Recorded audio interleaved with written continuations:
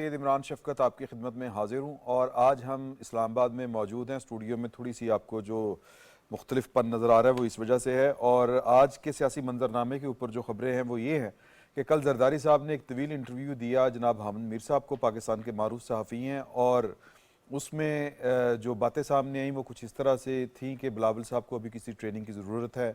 इस तरह के कुछ बातें जब सामने आई तो आज बिलावल साहब अचानक दुबई चले गए, तो चहमगोइयाँ सी जन्म ले रही हैं कि ये कहीं नाराज़ होकर तो नहीं चले गए।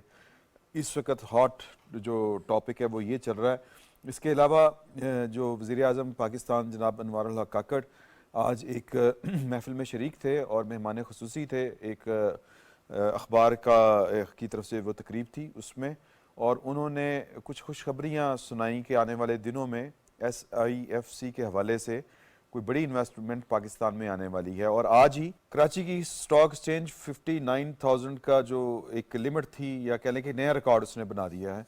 तो इसके अलावा जो वहाँ पर बिजनेसमैन थे प्राइम मिनिस्टर के तकरीब में जो एक अखबार की थी, उसमें जो बिजनेसमैन थे वो भी बड़े पुरुम्मीद नज़र आ रहे थे। इसके अलावा नवाज शरीफ साहब के शिकवे शिकायतें अपनी जगह पर मौजूद हैं, और जो वज़ीर दाखिला हैं इस वक्त पाकिस्तान के निगरान वज़ीर दाखिला, वो भी कहते हैं कि ना सिर्फ नवाज शरीफ साहब के साथ कुछ केसेस जो थे वो गलत थे बादी नज़र में, बल्कि उनको एक ऐसे अनोखे केस में नाअहल करार दिया गया कि जिसकी मिसाल दुनिया में और कहीं नहीं मिलती, यानी कि बेटे से तनख्वाह न लेने के जुर्म में। तो इन सब मौज़ूआत पे हमने गुफ्तगू करनी है। मेरे साथ इस वक्त स्टूडियो में मौजूद हैं जनाब इमदाद सुमरो साहब, और लाहौर से ही वैसे आए हुए हैं, तो नूरुल्लाह साहब, ये वैसे आज वज़ीर आज़म के मेज़बान भी थे, और सैयद फैसल शकील बुखारी साहब। तीनों जर्नलिस्ट हैं, किसी तारफ़ के मोहताज नहीं हैं। और मेरा ख्याल है कि हमें थोड़ी देर में आमिर इलियास राना साहब भी ज्वाइन करेंगे। तो मैं आपसे आगाज़ करता हूँ सर। आपको पता था कि मैंने आप ही से आगाज़ करना है, क्योंकि पाकिस्तान पीपल्स पार्टी की बीट है आपकी, और आप बहुत अच्छी तरह उस पार्टी को भी जानते हैं, ये हम सबको मालूम है। और इवन के बिलावल साहब जो हैं वो आपके वालिद साहब की ताज़ियत के लिए भी आपके दफ्तर आए थे, तो इसलिए हमें थोड़ा सा अंदाज़ा है कि आपके पास अंदर की खबर हो सकती है या होती भी है। तो ये नाराज़गी कोई चल रही है आपस में? नहीं, मेरा नहीं ख्याल कोई नाराज़गी है। देखिए, तरीक़ेकार में इख्तलाफ ज़रूर रहा है हमेशा आसिफ जरदारी साहब और बिलावल भुट्टो के दरमियान।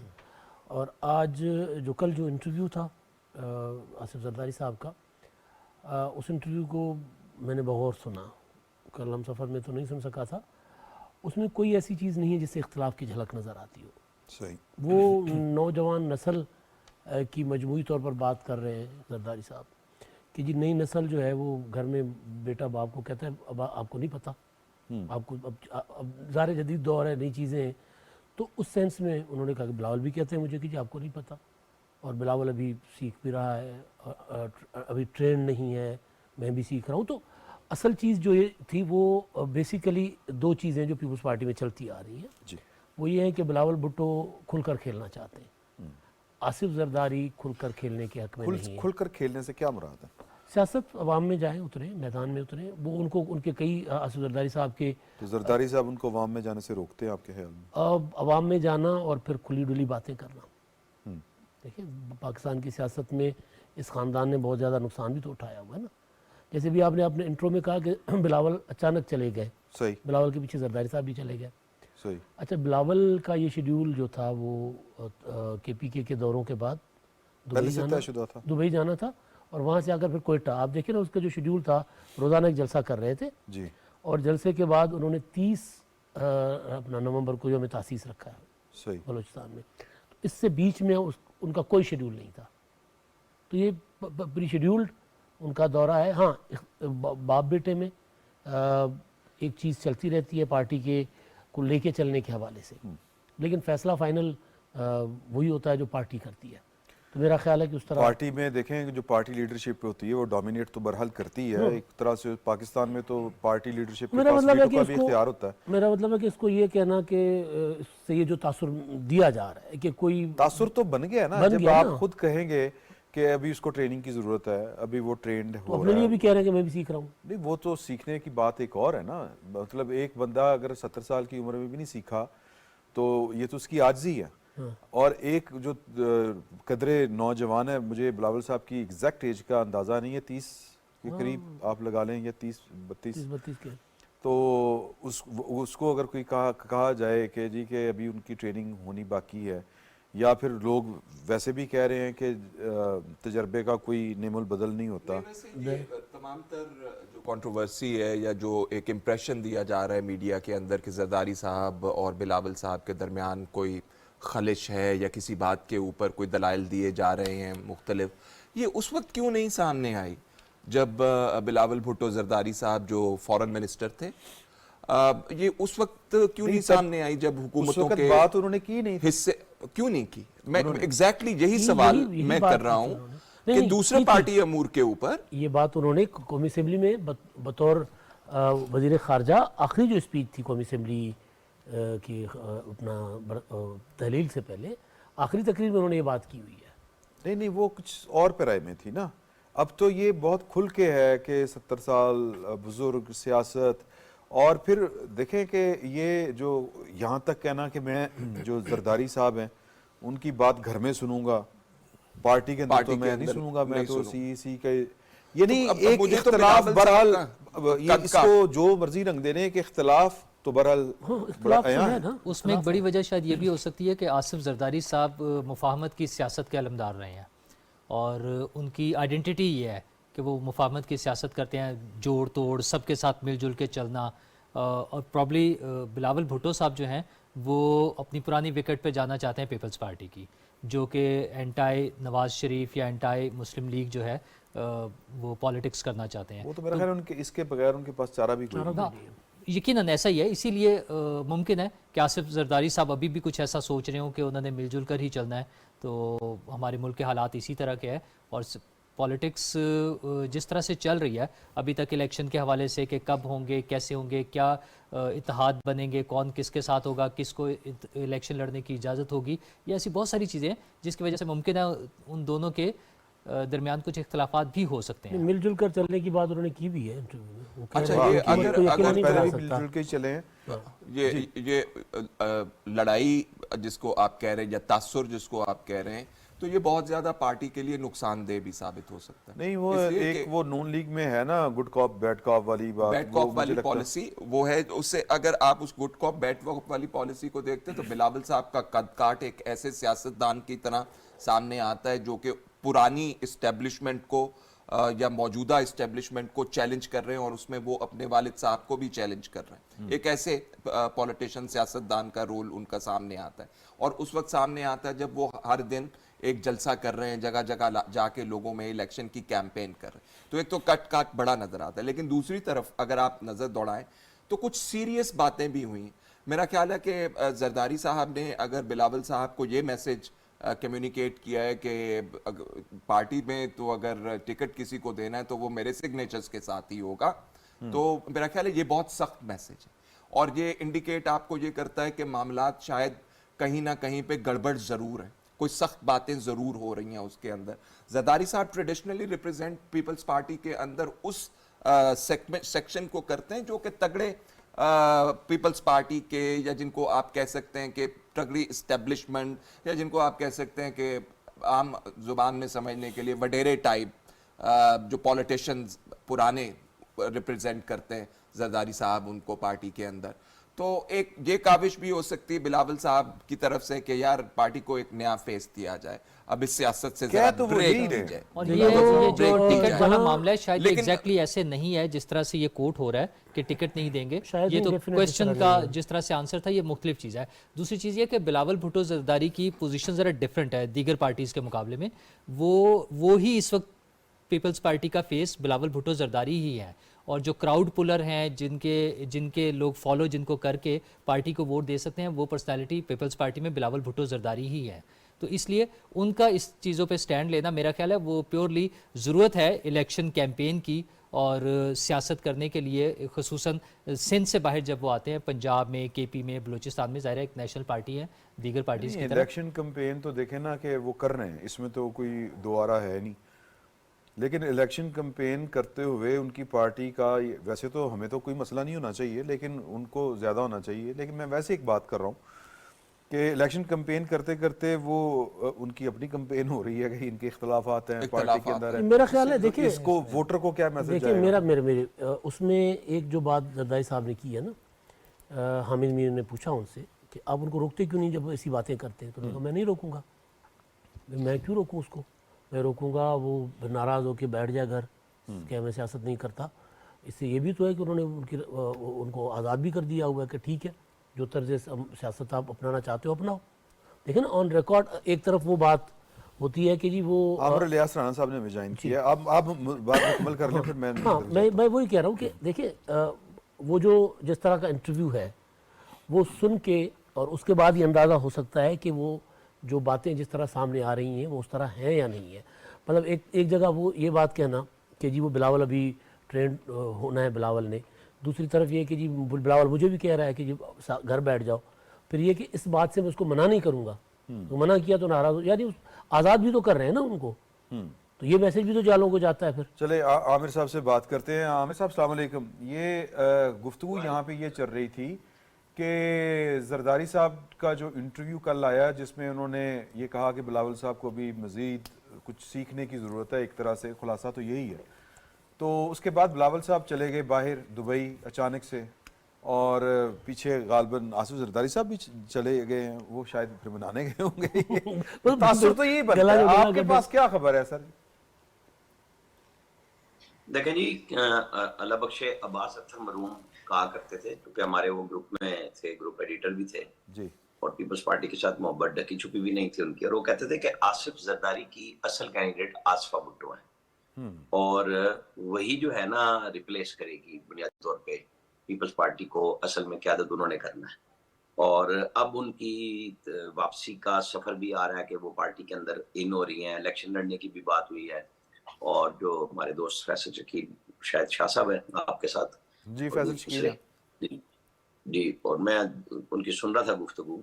बात यह है कि अगर ये बात घर में होती और पार्टी के अंदर होती तो बहुत अच्छी बात थी कि बुजुर्ग बैठे ना बैठे, लेकिन जब पब्लिकली हो रही है तो जरदारी साहब की पोजीशन 2 दफा सामने आई है। वो चूंकि ऑकवर्ड हुए इनके इस मुतालबे से जो उन्होंने एबटाबाद में स्टार्ट किया, और फिर उनको प्रेस रिलीज जारी करनी पड़ी कि इलेक्शन भी टाइम पे होंगे और शफाफ होंगे।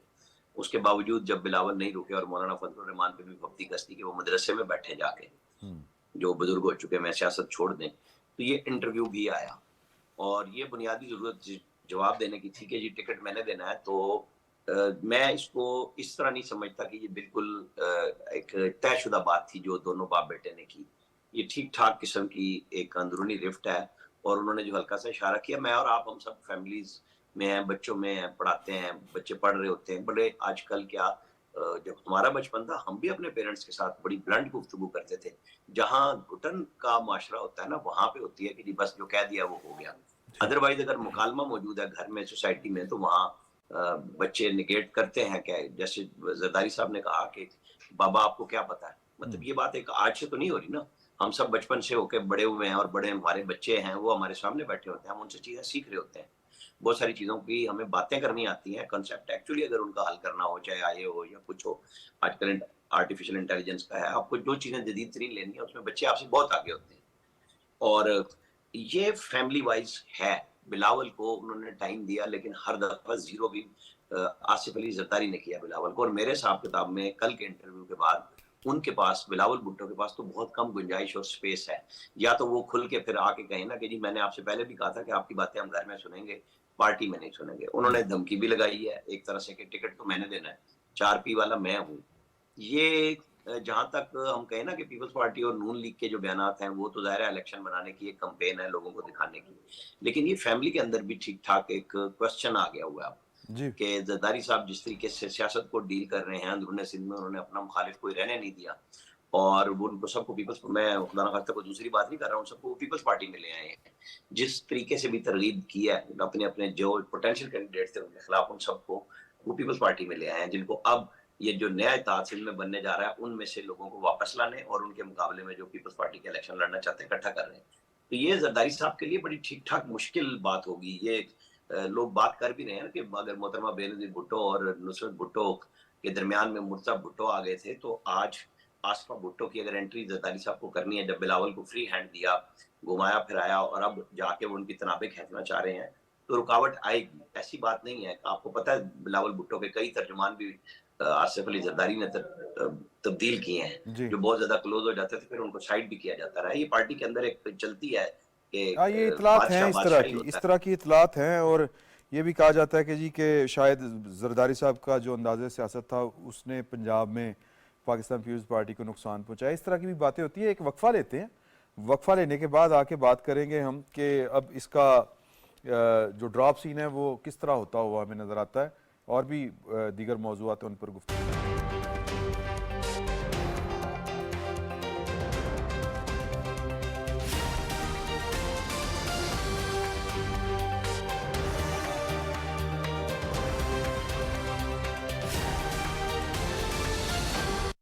क़याम पाकिस्तान से आज तक हमारी कहानी, हमारी तारीख इबारत है एक जहदे मुसलसल से। दुश्मन की मुसल्लत की गई जंगें, दहशत गर्दी का नासूर, एटमी कुव्वत बनने पर लगाई गई बंदिशें, कुदरती आफात और सियासी बदअमनी। पाकिस्तान और पाकिस्तानियों ने इन सब मुश्किलात को शिकस्त दी है, तो हम फिर क्यों ना आगे बढ़ें एक होकर। मुख्तलिफ शोबों में सरमायाकारी के मौके, सीपेक जैसे मंसूबों के इम्कानात, हमारे नौजवान, कितनी वजह हैं हमारे पास पुर-उम्मीद रहने की। आए मिलकर उम्मीद के दिए जलाएं रोशन मुस्तकबिल के लिए। Believe in yourself, believe in Pakistan.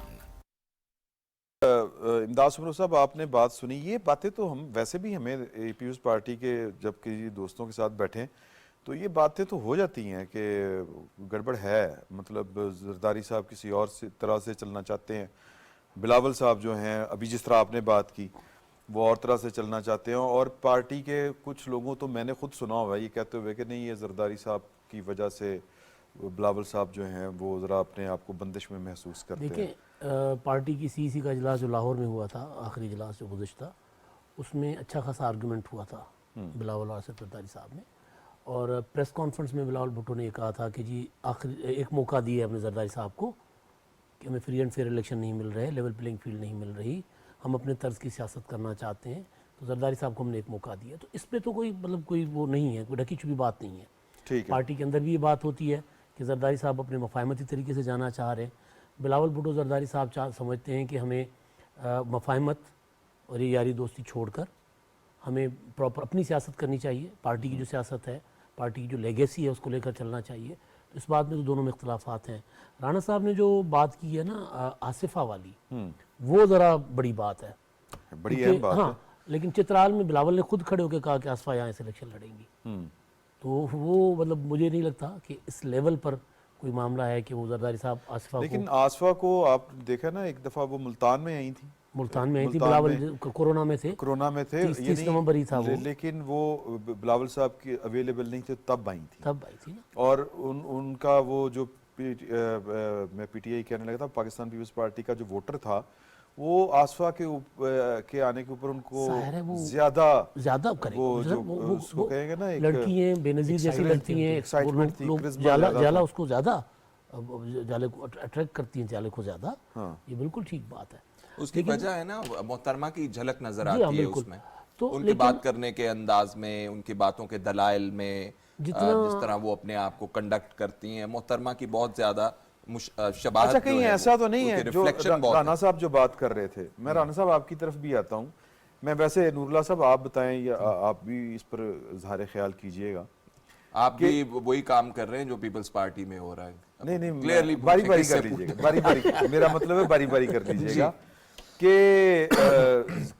Zardari साहब को कुछ लोग नाकामी की वजह समझते हैं, खुसूसन पंजाब में, कहीं जरदारी साहब नाकामी की वजह बिलावल साहब को तो नहीं समझ रहे कि सही चले या नहीं बचा? अच्छा, मेरा वैसे बिल्कुल भी नहीं ख्याल।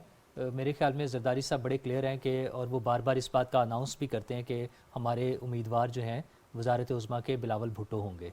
अच्छा, इस वक्त जो हालात हैं तीनों पॉलिटिकल पार्टीज़ के बड़े, उनमें मेरा ख्याल है पीपल्स पार्टी वो वाहिद पार्टी है जिसका बड़ा क्लियर कट आइडेंटिफाइड कैंडिडेट मौजूद है, बिलावल भुट्टो जरदारी साहब।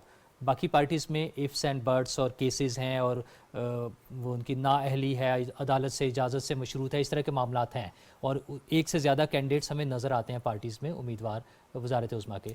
तो मुझे नहीं लगता कि आसिफ जरदारी साहब के लिए कोई ऐसा इशू होगा। उन्होंने आगे ये बच्चों को ही शिफ्ट करनी है, ये लेगेसी जो है, ये पार्टी जो है हमारी पॉलिटिकल पार्टीज़ का जो सिस्टम है, तो मुझे तो इसमें बिल्कुल भी ऐसा कोई डाउट नहीं है। हाँ, अगर आसिफा भुट्टो जरदारी की एंट्री होनी भी है तब भी ये इशू नहीं होगा, मेरे ख्याल में तो ऐसा कोई इशू नहीं है। चले मैं अगले मौजू की तरफ आता हूँ। अगला मौजू जो है एक थोड़ा सा मुझे इस पे आखिरी कमेंट कर लेने दें, क्योंकि सबने बात की है। देखिए, ये जो आपको तफरीक या रिफ्ट या आर्गुमेंट नजर आ रहा है, ये कोई मुफाहमत की जरदारी साहब की सियासत के हवाले से वर्सेस बिलावल भुट्टो जरदारी की एक नई सियासत के हवाले से नहीं, ये अपनी पार्टी की हवाले से रिफ्ट है जो आपको नजर आ रहा है। आसिफ अली, सब जानते हैं कि आसिफ अली जरदारी साहब की तर्ज सियासत क्या है, तो ये कहना कि मफामत की जरदारी साहब की सियासत से इख्तलाफ है, ये बात में मुझे सदाकत नजर नहीं आती। ये इंटरनल पीपल्स पार्टी का मामला है। आसिफ अली जरदारी साहब कैंप वर्सेस बिलावल भुट्टो जरदारी साहब कैंप, इलेक्शन के अंदर कौन से चेहरे सामने होंगे? आसिफ अली जरदारी साहब का इलेक्शन की कैंपेन में, इलेक्शन में क्या रोल होगा? मीडिया के अंदर कितना टाइम वो ऑक्यूपाई करेंगे? उनकी सोच या उनके पार्टी के उनके जो दाएं बाएं लोग मौजूद हैं उनको कितना हिस्सा और रोल मिल रहा होगा? ये वो आपको तफरीक नजर आ रही है जो मीडिया के अंदर इस वक्त सामने आ रही है। बाकी मुफाहमती सियासत क्या है क्या नहीं है वो सारे जानते हैं। इस्टेब्लिशमेंट को कितना पुश कर सकते हैं आप नहीं कर सकते सब जानते हैं। कितनी लड़ाई उनसे करनी है, किस किसने की, क्या नतीजा निकला, सब जानते हैं। तो ये इंटरनल एक इनका मामला बहुत गहरा चल रहा है, जो मेरा ख्याल है आइंदा आने वाले दिनों के अंदर मजीद क्लियर हो जाएगा। पाकिस्तान पीपल्स पार्टी तो इस वक्त कर रही है, राना साहब जो कहते हैं इंतखाबी सियासत, और नज़र आ रहे जलसे जुलूस होते, और वहीं पर ये कि इनकी आपस के रिफ्ट की बातें सामने आना शुरू हो गई हैं। लेकिन दूसरी तरफ जो इनकी टारगेट पार्टी है जिसको ये टारगेट करते हैं, खुसूसन नवाज शरीफ साहब की ज़ात को करते हैं, वो तो इलेक्शन वाला जो माहौल है वो उस तरफ जाते हुए नज़र ही नहीं आ रहे। ना कोई जलसा, ना कोई जुलूस। मरी में वो उनका क़याम था और वहाँ पे उन्होंने जो गुफ्तगू की है वो माजी के ही जिक्र करते रहे हैं।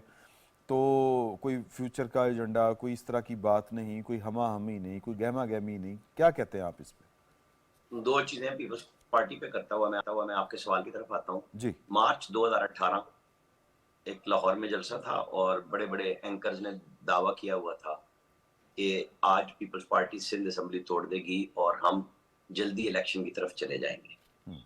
और आपको याद है कि फिर वहां कुछ नहीं हुआ था, लेकिन उसमें बिलावल भुट्टो ने जनरल बाजवा को इनकार किया था। जरदारी साहब की आशीर्वाद थी कि हम कबल अज वक्त तोड़ते हैं, जो 31 मई को फिर असम्बलियां पूरी हुई थी। एक बात, फिर जब पीडीएम बना तो उसमें जरदारी साहब ने नवाज शरीफ के साथ गुफ्तगू में जो पीडीएम बनाया था, क्योंकि वो भी बनाया तो जरदारी साहब ने था, तो उसमें तय हुआ था कि पंजाब के जो 8-10 लोग हैं उनकी मुकाबले में पीएमएलएन अपने कैंडिडेट नहीं लाएगी। जो पोटेंशियल कैंडिडेट है जीते हैं या बहुत करीब से जाके ज्यादा वोट लेके जीते हैं, राजा परवेज अशरफ, कायरा, ये मतलब गिलानी हो गए, मखदूम हो गए, रेंगियार खान के। और फिर ये जब उनके ऊपर फैजियाबी का असर हुआ कि वहां जीडीए को दोबारा मुतारिक कर रहे थे, तो ये एकदम पीडीएम से ये और एएनपी निकल गए थे और पीडीएम रुक गया था। आपको याद होगा इस बात का। लेकिन उसमें जो अभी बात फैसल शकील कर रहे थे और दूसरे साहब बात कर रहे थे, नूर साहब, आपको बताऊं कि ये बड़ा मसला था कि पंजाब के लोग सारे इस बात में थे कि हमारा मुस्तकबिल पीएमएलएन के साथ मिलकर पीपल्स पार्टी दोबारा रास्ता लेगी। वो जरदारी साहब ने जब पीछे किया तब, और जब अब ये गवर्नमेंट आई तो आपको याद होगा मुस्तफा नवाज को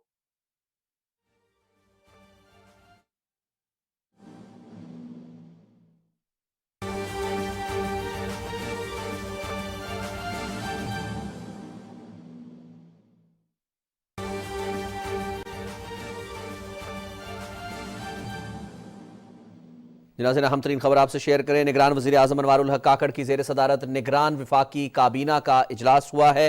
विफाकी काबीना की इजलास में पाकिस्तान और कुवैत के दरमियान सरमायाकारी के लिए 7 मुफाहमती याददाश्तों की मंजूरी दी गई है।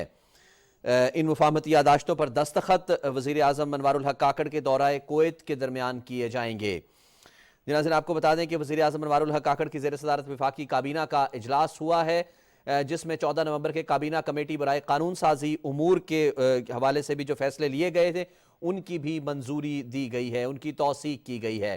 कुवैत पाकिस्तान में मुख्तलिफ 7 मनसूबों पर $10 अरब की सरमायाकारी की मुफाहमती यादाश्तों पर दस्तखत करेगा। पाकिस्तान और कुवैत के दरमियान सरमायाकारी की 7 मुफाहमती यादाश्तों की निगरान विफाकी काबीना के इजलास में मंजूरी दी गई है। इन मुफाहमती यादाश्तों पर दस्तखत निगरान वज़ीर आज़म अनवारुल हक काकड़ के दौराए कुवैत के दौरान किए जाएंगे। विफाकी काबीना की 15 नवंबर की इक्तसादी राबता कमेटी के इजलास में जो फैसले लिए गए थे उनकी भी विफाकी काबीना ने तौसीक की है। पाकिस्तान और कुवैत के दरमियान सरमायाकारी के माबैन 7 मुफाहमती यादाश्तों की मंजूरी दी गई है। इन मुफाहमती यादाश्तों पर दस्तखत जो है वो निगरान वज़ीर आज़म अनवारुल हक काकड़ के दौराए कुवैत के दौरान किए जाएंगे। 14 नवंबर के काबीना कमेटी बराए कानून साजी उमूर के इजलास के फैसलों की तौसीक भी की गई है। 15 नवंबर के इक्तसादी राबता कमेटी के इजलास में जो फैसले लिए गए थे उनकी भी तौसीक की गई है। निगरान वज़ीर आज़म अनवारुल हक काकड़ की सदारत में निगरान विफाकी काबीना का इजलास हुआ है, जिसमें एक पाकिस्तान और कुवैत के दरमियान सरमायाकारी के जो 7 मुफाहमती यादाश्त हैं उनकी मंजूरी दी गई है और इन मुफाहमती यादाश्तों पर दस्तखत वज़ीर आज़म अनवारुल हक काकड़ के दौराए कुवैत के दौरान किए जाएंगे। दूसरा जो फैसला लिया गया है वो है 14 नवंबर के काबीना के कानून साजी उमूर के हवाले से जो फैसले लिए गए थे उनकी मंजूरी दी गई है और साथ ही 15 नवंबर को होने वाले इक्तसादी राबता कमेटी के इजलास में जो फैसले लिए गए थे उनकी भी तौसीक की गई है। काबीना ने पाकिस्तान और कुवैत के माबैन सरमायाकारी के लिए 7 मुफाहमती यादाश्तों की मंजूरी दी है। इन मुफाहमती यादाश्तों पर दस्तखत निगरान वज़ीर आज़म अनवारुल हक काकड़ के दौराए कुवैत के दौरान किए जाएंगे। हमारे नुमाइंदे नवीद अजहर ने हमें टेलीफोन लाइन पर ज्वाइन किया है, उनसे मजीद तफसीलात मालूम करते हैं। नवीद अजहर, जरा शेयर कीजिएगा, निगरान वज़ीर आज़म अनवारुल हक काकड़ की ज़ेर सदारत निगरान विफाकी काबीना का इजलास, क्या क्या फैसले लिए गए हैं?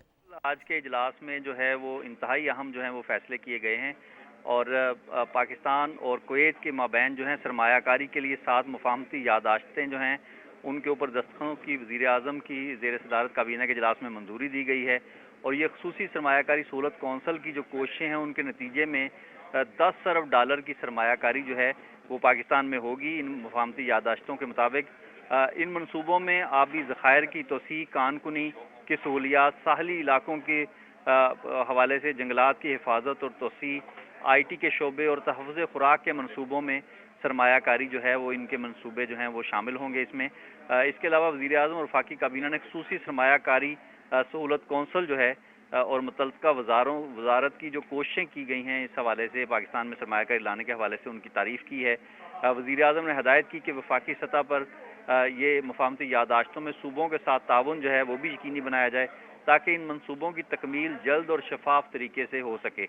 इसके अलावा वफाकी काबीना ने 14 नवंबर को जो काबीना कमेटी बराए कानून साजी है उसके इजलास में किए गए फैसलों की तौसीक की और उसके साथ साथ उन्होंने इक़्तिसादी राबता कमेटी के जो 15 नवंबर को जो हुआ था इजलास उसके फैसलों की भी तौसीक की है। जी बहुत शुक्रिया। हमारे नुमाइंदे नवीद अजहर हमें तफसीलात से आगाह कर रहे थे। नाज़रीन, निगरान वज़ीर आज़म अनवारुल हक काकड़ की ज़ेर सदारत निगरान विफाकी काबीना का इजलास, उसमें जो अहम फैसले लिए गए वो हमने आपसे शेयर किए। आप हमारे साथ रहे, आपका बहुत शुक्रिया।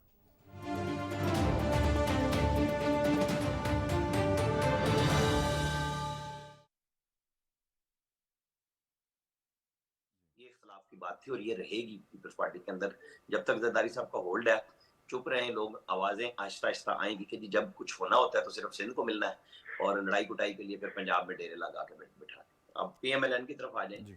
बिल्कुल एक ये बड़ा क्वेश्चन हो रहा है हर जगह पे कि 21 अक्टूबर के बाद खामोशी क्यों। मैंने 2-3 लोगों से, इनके सीनियर लोगों से मुसलसल हमारी बातचीत तो होती रहती है सब पार्टियों में, तो उन्होंने कहा देखिए हमारे लिए ना वो बका का मसला था 21 अक्टूबर का जलसा, अगर वो ठुस हो जाता या उसमें लोग चार्ज ना होते तो हमारे लिए तो सियासत ही खत्म हो जाती।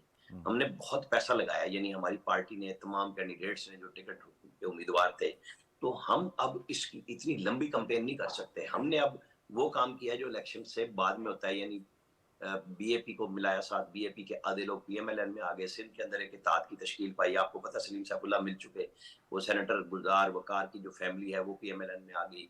ये साउथ के लोग भी केपी में आना चाह रहे हैं, मुख्तलिफ जगहों पे कैप्टन सफदर नवाज शरीफ की नुमाइंदी करते हुए जा रहे हैं, लोगों से रब्ता कर रहे हैं, और इनकी ख्वाहिश होगी कि एएनपी अगर पीपल्स पार्टी के साथ भी जाए तो हैदर होती और बिलोर खानदान के साथ सीट एडजस्टमेंट जरूर हो केपी के अंदर, के जिनके लिए नवाज शरीफ के दिल में बड़ा नरम गोशा भी है।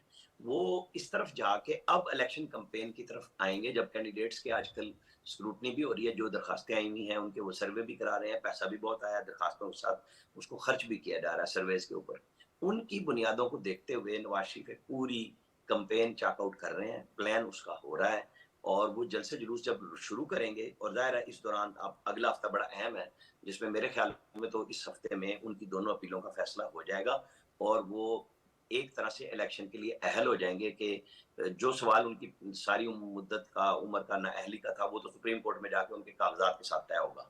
क्वेश्चन जरूर उठता रहेगा, लेकिन ये इससे विंडिकेट होने के बाद वो भरपूर जलसे और जुलूस का आगाज नवाज शरीफ सियासी तौर पे करेंगे जब वो इस्लामाबाद हाई कोर्ट से इवन फील्ड केस और अजीजिया से बरी होते हैं। बिल्कुल ठीक है, लेकिन सुब्रो साहब, जो तर्ज अमल है ना पाकिस्तान मुस्लिम लीग यूनियन का, वो यूं लग रहा है कि जिस तरह उनको इलेक्शन नज़र नहीं आ रहे। आपको लगता है कि कोई इस तरह की बात हो सकती है, या फिर ये जो राना साहब ने बात की है मुझे उनकी जो पार्टी के लोगों की इंफॉर्मेशन दे रहे हैं? मैं राना साहब की इस बात से इत्तफाक करता हूँ, ठीक है। बिल्कुल इसी तरह ही है, क्योंकि वो बहुत ज़्यादा कोई झंझट में नहीं पड़ना चाह रहे, बहुत ज़्यादा मेहनत नहीं करना चाह रहे।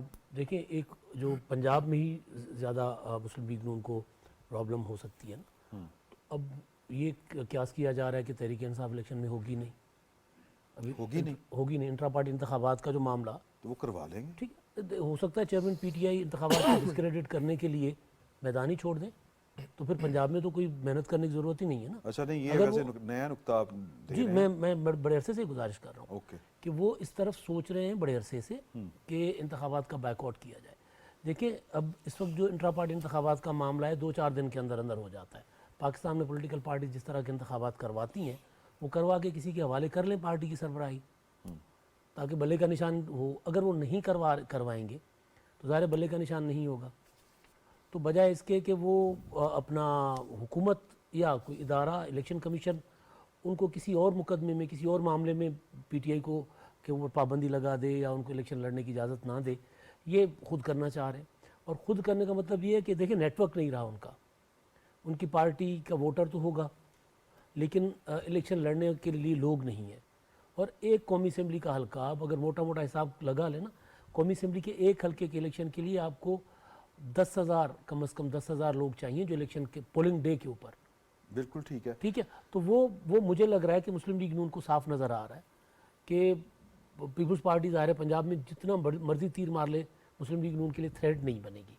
ठीक है, तो वो पीटीआई का कोई हाल नहीं है, तो वो क्यों कर मेहनत करें। वो फिर अब जोड़ तोड़ कर रहे हैं बाकी इलाकों में, बाकी जगह पर, यानी सिंध में कर रहे हैं कि बलूचिस्तान के पीके में। अच्छा, जी सिंध, ये जोड़ तोड़ वाली बात तो उनकी समझ आती है, लेकिन पंजाब में जैसे राना साहब बता रहे थे कि खर्चे के हवाले से शायद मुझे लगता है ये कोई इतना बड़ा इशू नहीं है कि पैसे उसमें लग रहे हैं। और जो नहीं, ये लगाए वैसे क्यों? बड़ा जब बड़ा इलेक्शन इशू में- होता है सर, पैसे का। मैं अपना ख्याल बता रहा हूँ कि मेरा ख्याल है कि ये इतना बड़ा इशू नहीं है। और जिस तरह से लोगों ने एक बनाया हुआ है कि टिकट्स के हवाले से जो लोगों ने दरखास्तें जमा कराई हैं तो बहुत ज़्यादा पैसे आ गए हैं, तो वो भी कोई बहुत ज़्यादा पैसे नहीं है, तकरीबन कोई 400 मिलियन बनते हैं, 40 करोड़ रुपये बनते हैं। तो 40 करोड़ रुपये इलेक्शन कैंपेन के लिए कोई अमाउंट नहीं होती। ये तो जिस तरह के हमें जल्द से 2-3 अगर होंगे तो हमें पता चलेगा कि क्या सूरत हाल है।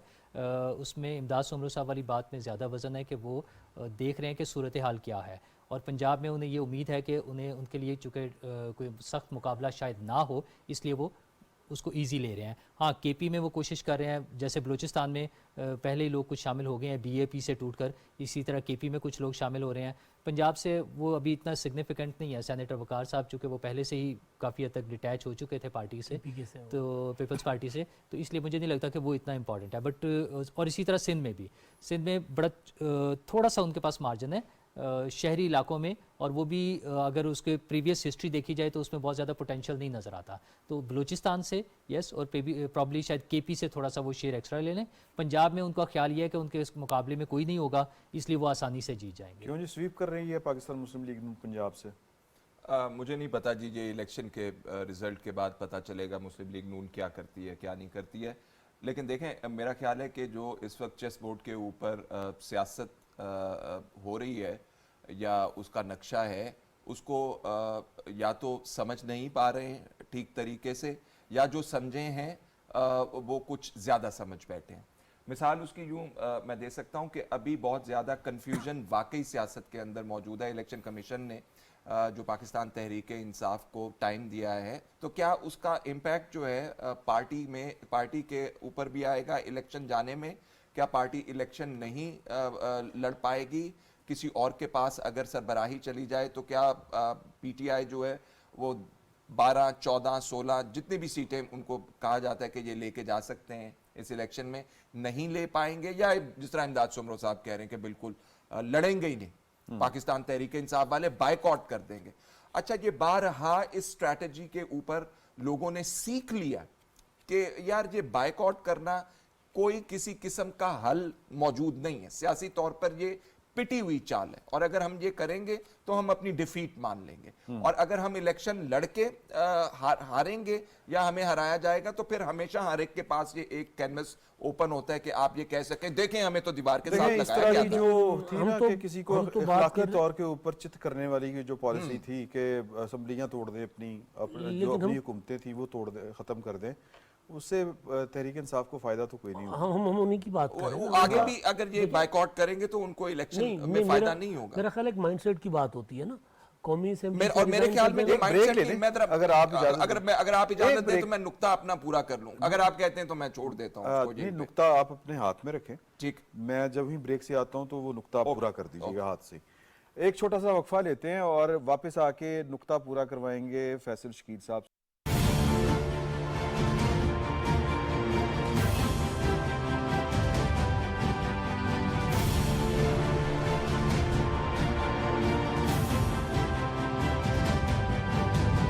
अदीब, शायर हमारी तहजीब के नुमाइंदा चेहरे थे। सो पाकिस्तान टेलीविजन के दालान की खिड़की इन्हीं के आंगनों में खुल गई।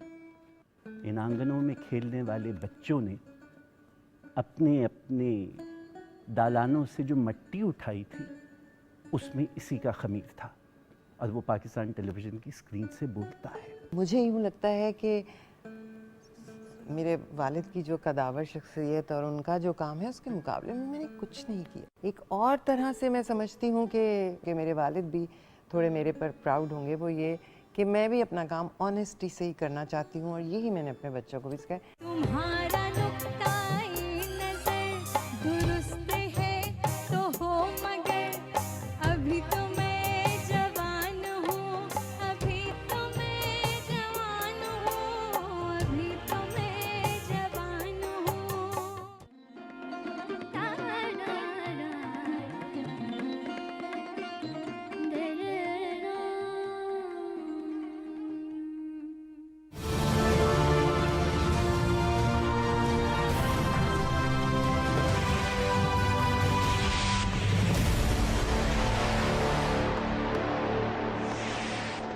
नुक्ता पूरा करें, अगले टॉपिक पे जाना है राना साहब मैं के कह पास। ये रहा था कि जो कंफ्यूजन इस वक्त मौजूद है वो दोनों साइड्स के ऊपर मौजूद है। नवाज शरीफ साहब ने अभी अपनी अपील्स के अंदर अपने केस के ऊपर जाना है।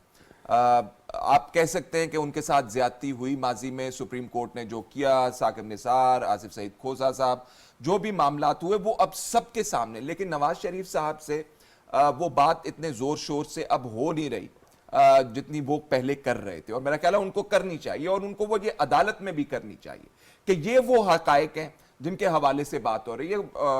अब जरदारी साहब तो खुल के नाम ले रहे हैं इंटरव्यूज के अंदर उन ले लोगों रहे के। हैं नवाज शरीफ साहब भी। नवाज शरीफ साहब थोड़ा सा हैंडीकैप मेरा ख्याल है वहां पे नजर आते हैं, लेकिन आज जो बात की है उन्होंने मरी के अंदर जी, तो उसमें उन्होंने बात की कि मेरे साथ ज्यादती की गई। हाँ। और पहले वो इतनी जोर शोर से कर नहीं रहे थे, मेरा ख्याल है और जोर शोर से उनको ये बात करने की जरूरत है।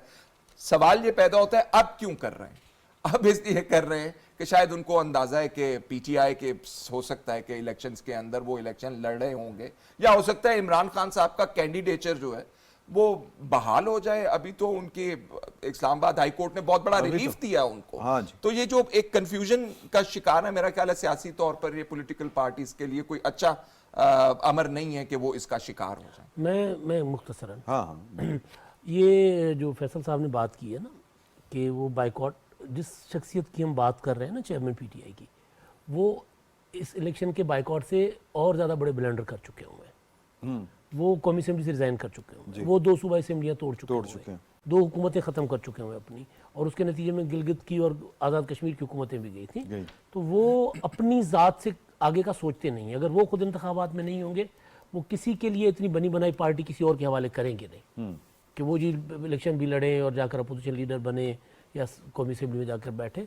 इसलिए मुझे लग रहा है उसका माजी का रिकॉर्ड जो है वो यही राना साहब, ये अभी फैसल शकील भी बात कर रहे थे कि नवाज शरीफ साहब वो ज़ोरों शोर से नहीं कहते कि उनके साथ ज्यादती हुई है, या नाम नहीं लेते। चले हम भी नहीं चाहते कि वो नाम लें, क्योंकि वो नहीं ले रहे तो हम क्यों लें, या हम उन्हें क्यों कहें कि वो ले नाम। तो लेकिन आज जो है वो वज़ीरे दाखिला जनाब सरफराज बुगटी ने एक इंटरनेशनल मीडिया ऑर्गेनाइजेशन को एक इंटरव्यू दिया है, और उसमें उन्होंने कहा है कि जी कि नवाज शरीफ साहब के साथ ज़्यादतियाँ हुई, बड़े कमज़ोर केस थे, जाली से केस थे। तो आपको राना साहब लगता है कि जो बात नवाज शरीफ साहब को करनी चाहिए थी वो निगरान वज़ीर दाखिला कर रहे हैं? निगरान वज़ीर दाखिला किसी दिन रिजाइन करके बलोचिस्तान से इलेक्शन भी लड़ सकते हैं, ये बात ध्यान में रखिएगा। और उनकी जो पार्टी है बीएपी, वो पीएमएलएन की तारीबी है और कोई चीजें छुपी हुई नहीं है। नवाज शरीफ का केस अगले हफ्ते में मेरे हिसाब किताब में तो फाइनल हो जाएगा, और मुझे बिल्कुल क्लियर है कि साइफर केस में कोई इस्लामाबाद हाई कोर्ट ने ऐसा बड़ा रिलीफ नहीं दिया, बल्कि ये जो टेक्निकल ग्राउंड्स पे जो गए हाई कोर्ट ने वही किया। लेकिन ये जिस बुनियाद पे आप ध्यान में रखें, ख्वाजा हारिस नवाज शरीफ का केस लड़ते थे और जो प्रोसिक्यूशन की गलतियां थी ना, वो सिर्फ नोट कराते थे, उसको वो आगे चैलेंज नहीं कर रहे थे, और उसका फैसला रिलीफ की सूरत में मरियम नवाज और कैप्टन सफदर को मिल गया और आगे भी मिल जाना है। और ये जो सुप्रीम कोर्ट के जो सीनियर मोस्ट जज हैं तारिक मसूद साहब फौजदारी केस में, जिन्होंने जमानत में रिमार्क्स भी दिए कि आप अजीब लोग हैं कि जो केस आपको अपील में जाके रिलीफ लेना था वो आप अदालतों से अभी ले रहे हैं। तो जितना खेलना था उस केस में, जिस साइफर के अंदर, आप देखेंगे ये जब चलेगा तो 4 दिन के अंदर अंदर ये वहां पहुंच जाएगा जहां 29 अगस्त से शुरू होना था। और जो हमारी लोगों से बात हुई है, प्रोसिक्यूशन के लोगों से भी, पहली कोशिश तो इनकी यही होगी कि जो बयानात हो चुके हैं कि वो अफसर भी खड़े होंगे और वो कहेंगे कि हमने कह दिया, अगर दोबारा जिरा करनी है तो कर लें। हाई कोर्ट की वो ऑब्जर्वेशन जो सिंगल बेंच की आई है अलग से, ये उसको लेके 4 हफ्ते में केस को वाइंड अप करा देंगे। इस इतना लंबा नहीं होना। नवाज शरीफ को बिल्कुल क्लियर है कि उनका इलेक्शन पीटीआई के साथ ही होना है, पंजाब में भी होना है, केपी में भी होना है, और वो तैयारियां उसके लिए, मैं चूंकि जो मैंने अपनी इंफॉर्मेशन ली है, कोई वॉकओवर नहीं फील कर रहे, उनकी ठीक ठाक तैयारी हो रही है पार्टी की सारे लोगों के साथ, वो इसीलिए लगे हुए हैं, एंगेज हो रहे हैं। और अपने आप को, जैसे वो मरी में बैठ के गाड़ी चला रहे हैं, रायबंड में बैठ के, हालांकि गुलाम अहमद बलोर पहुंच गए थे पेशावर, आपको पेशावर से लाहौर मिलने के लिए, और वो रुक भी नहीं सकते थे क्योंकि मियां साहब कहीं और निकल गए थे। उन्होंने राब्तों में कोई कमी किसी सियासी तरफ नहीं छोड़ी, लेकिन थोड़ा सा वो अपने आप को ग्राउंड रियलिटी में लेके आ रहे हैं। एक लंदन में 4 साल गुजारना, पाकिस्तान से दूर होना, लोगों की मुख्तलिफ, लेकिन वहां पे जाके लोग बताते थे, वहां पे मिलने वाले भी देखते थे कि आज अगर ये बैठे हुए हैं तो आज हम कोई बात ना करें, वो दोबारा टाइम लेके बताते थे कि किसी की मौजूदगी में, क्योंकि हर एक के अपने अपने मुखबर होते हैं ना पार्टियों के अंदर कि जी मेरे लिए बात करना, मेरे खिलाफ बात कर लेना, वो सारी चीजें उनको ब्रीफ करने में मरियम नवाज भी मौजूद हैं, परवेज रशीद यहाँ पे मौजूद है। परवेज रशीद ने वो रवैया लोगों का देखा है कि हाथ भी नहीं मिलाते थे, मिलते भी नहीं थे, और आज उनके साथ मिलने के लिए भी सारे तैयार है, और नवाज शरीफ पे वो सबसे करीब आदमियों में से एक है। तो मैं उन सब चीजों को देखते हुए कह रहा हूँ कि रिपोर्ट्स भी आ रही हैं, और रिपोर्ट ये जो खर्चे की बात हो रही थी, ये सर्वे मुफ्त नहीं हो रहे, ये उसी पार्टी फंड से होते हैं। ये बड़े बड़े लोग बहुत सारे सिर्फ इसलिए भी शामिल होते हैं कि इन्हें अपना कारोबार करना है, और पार्टियों को इलेक्शन कैंपेन, आपको और हमें पता है कि टेलीविजन और अखबार की कैंपेन कितनी महंगी होगी। अखबार को और टेलीविजन को पीटीआई की गवर्नमेंट ने खाली कर दिया था। पिछले इलेक्शन में साकिब निसार साहब ने जो मीडिया इंडस्ट्री पे जुल्म किया था, वो था कि मार्च से इन्होंने तमाम मीडिया पे किसी भी जाने वाली हुकूमत, यानी आखिरी महीनों में गवर्नमेंट्स ने स्पेंड करना था, चाहे वो केपी गवर्नमेंट करती, चाहे वो नून की करती या पीपल्स पार्टी की, इश्तिहारात बंद कर दिए थे, जिसे फवाद चौधरी ने चलाया, जिसको मीडिया इंडस्ट्री आज तक भुगत रही है। वो जो एक पूरा प्लान करके किया था, ना बोलने देंगे, कहते हैं ना, मारते भी हैं और रोने भी नहीं देते, रोने वो भी नहीं मीडिया के देते। साथ किया। अच्छा, अब ये आज बड़ा फर्क आना है। जी बिल्कुल ठीक है। आज वो जो तकरीब थी, मैं चाहता हूँ कि जब हम वो भी गुफ्तगू करें कि आज जिस तरह कराची की स्टॉक एक्सचेंज है वो जिस हाइप पे गई है, और जो हमने ऑब्ज़र्व किया, हम सब वहाँ पे थे, कि जो बिज़नेस कम्युनिटी थी वो जिस तरह से अपना रिस्पांस दे रही थी, आपको लग नहीं रहा कि ये निगरान हुकूमत भी कोई 2-4 काम ठीक कर गई? देखिए, हमारा मसला जो रहा है ना इमरान साहब, वो रहा है तसलसल का। होता ये रहा है कि जी एक 18 माह की हुकूमत है, उसको तोड़ दिया गया, दूसरी हुकूमत आ गई, निगरान आ गई, सारी पॉलिसियाँ ख़त्म। अब पहली बार ऐसा हुआ है कि जो हुकूमत गई है, वो जो पॉलिसीज़ बना के गई है, निगरान हुकूमत उसको आगे बढ़ा रही है। और फिर ये कमिटमेंट के साथ पॉलिटिकल पार्टीज़ इलेक्शन में जा रही हैं, और असेंबली में तहलील करने तक उनकी ये कमिटमेंट थी कि जो भी पॉलिटिकल पार्टी आएगी, जो पॉलिसीज़ बनी है उनका तसलसल रहेगा। तो जब पॉलिसीज़ का तसलसल होगा बेहतर, तो फिर महंगाई भी कम होगी, रोज़गार भी आएगा। जाहिर है सर, मीशत का बराह रास्त ताल्लुक सियासत से है। बिल्कुल। सियासत दगरगूं हो, सियासत में अफरा तफरी हो, धरने हो रहे हों और धरने दिलवाए जा रहे हों, तो उसमें मीशत आपकी ठीक नहीं होती। सियासी अदम इस्तेहकाम मीशत को खा जाता है, उसका सबसे पहला अटैक होता ही मीशत के ऊपर है। तो ये तसलसल से निकलने वाला खैर है। फिर वही बात आ जाती है, नवाज शरीफ साहब ने जो मरी में बात की कि अच्छा भला मुल्क चल रहा था, सारा कुछ ठीक हो रहा था, पता नहीं कुल्हाड़े वाले और पता नहीं कौन कौन से पीडीएम बना था, वार करने शुरू कर दिए। जब पीडीएम बना था तो नवाज शरीफ साहब की, मौलाना साहब की, जरदारी साहब की जो तकरीरें थी कि आइंदा 10 साल हमने मिलकर हुकूमत करनी, कोई अपोजिशन में है, कोई हुकूमत में है, लेकिन 10 साल कम से कम हमने जो मोटी मोटी पॉलिसीज होंगी ना, उनके ऊपर हमने साथ देना, एक दूसरे का साथ देना है। और ये आज उधर बात भी हुई थी, ताजर कह रहे थे कि जी जो SIFC है, इसका दायरा कार जो है, क्या होगा, तसलसल का एक तो सवाल था, और दूसरा ये था कि ये लोकल सरमायादार जो हैं, यानी उनके लिए क्यों नहीं? ज़ाहिर कोई भी मुल्क की मईशत जो है वो सिर्फ गैर मुल्की इन्वेस्टमेंट पर नहीं चल सकती, उसमें जब लोकल इन्वेस्टर आएंगे तभी मुल्क तरक्की कर सकता है। तो वज़ीर आज़म साहब ने उस हवाले से जवाब भी दिया, वो कहते हैं हम इसको कंसिडर कर सकते हैं। और इसमें अच्छी बात एक ये हुई है कि SIFC जो गुज़श्ता हुकूमत के दौर में ही फॉर्मेशन इसकी हो गई थी, इसको लीगल कवर भी मौजूद है। तो इसमें ऐसा कोई डाउट नहीं है अब हमें कि अगर हुकूमत तब्दील हो जाती है तो ये डिसमेंटल हो जाएगी या ये ख़त्म हो जाएगी और ये तसलसल कायम नहीं रहेगा। तो 2-3 चीज़ें, जो एपेक्स कमेटी का जो सिस्टम है और ये SIFC जो है, ये अब मुस्तकिल चलेंगे। और वो जो कंटिन्यूटी वाली बात होती है, मेरा ख्याल है वो एक अच्छी चीज़ आ गई है कि इस्टेब्लिशमेंट, और जिस तरह वो वज़ीर आज़म साहब भी आज बात कर रहे थे कि मिलिट्री और सिविलियन साइड मिलकर, इकट्ठे मिलकर इन चीज़ों को लेकर आगे चल रहे हैं। तो जो भी हुकूमत आएगी वो उसको साथ लेके चलेगी। और इस हवाले से उन्होंने 2-3 जो बातें की हैं कि SIFC के प्लेटफॉर्म से अगले चंद हफ्तों में बड़ी खबरें मिलेंगी हमें, बिलियंस ऑफ डॉलर्स की इन्वेस्टमेंट आ जाएगी। प्राइवेटाइजेशन के हवाले से उन्होंने बात की है कि PIA पर खासी डेवलपमेंट हो रही है, उसमें हो जाएगा। और रेलवे नेटवर्क की बात की उन्होंने, वो अच्छी खबरें हैं कुछ। हाँ, आप कुछ कहना चाहेंगे जी, मैं बस छोटा सा कमेंट है मेरा SIFC के ऊपर। Special investment facilitation council depend बहुत ज़्यादा करेगा कि अगली हुकूमत किस किस्म की आती है।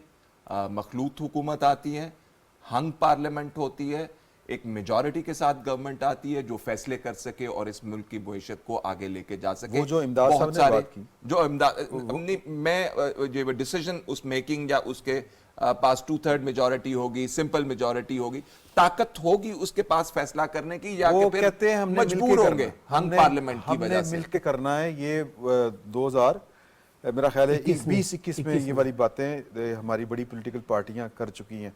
राना साहब, आप क्या कहते हैं ये इस निगरान हुकूमत और SIFC, अगर मैं नाम ठीक ले रहा हूँ, इसकी कारगुजारियों के ऊपर? आप सिंपल समझे, 88 में मोहतरमा बेनज़ीर भुट्टो को जब हुकूमत मिली तो उनको वजीर खारजा और बहुत सारी चीजें फौज ने पहले थमाई थी कि ये चीजें आपने चेंज नहीं करनी। आज आपको वही रिपीट नजर आएगा, चाहे नवाज शरीफ वजीर आजम हो, इमरान की पार्टी से हो, पीपल्स पार्टी से हो, कोई भी हो, फौज साथ बैठेगी। SIFC बन गई है। जनरल सईद जो चीफ ऑफ जनरल स्टाफ हैं वो रिटायर हो गए, उनकी जगह नए कोर कमांडर आ गए और ज्यादा इम्कान ये है कि SIFC को वही हेड करेंगे। इस वक्त वही उनके साथ बैठ के, जालदेब खान तो बैठते ही हैं, लेकिन उसका जो ऑपरेशनल काम है सारा वो जनरल सईद चला रहे हैं। वही आ जाएंगे यहाँ पे मिनिस्टर ऑफ स्टेट या फेडरल मिनिस्टर के स्टेटस के साथ। इसको लेके चलना है क्योंकि हमारे पास गैर मुल्की इन्वेस्टमेंट और यहाँ पे उसकी सरमायाकारी मरबूत अंदाज में चलाने के लिए जो इदारा बनाया है, इसको चलाना ही पड़ेगा, क्योंकि खैरात कर्जे सब खत्म है हमारे पास। जी बहुत अब हमारे शुक्रिया पास राना साहब, पब्लिक बहुत इन्वेस्टमेंट शुक्रिया। बढ़ाएगा। टाइम बिल्कुल ख़त्म हो गया, हालांकि इस पे बात और होनी चाहिए थी। आप सबका बहुत शुक्रिया। कल इंशाल्लाह फिर आपकी खिदमत में हाजिर होंगे कुछ अच्छी खबरों के साथ।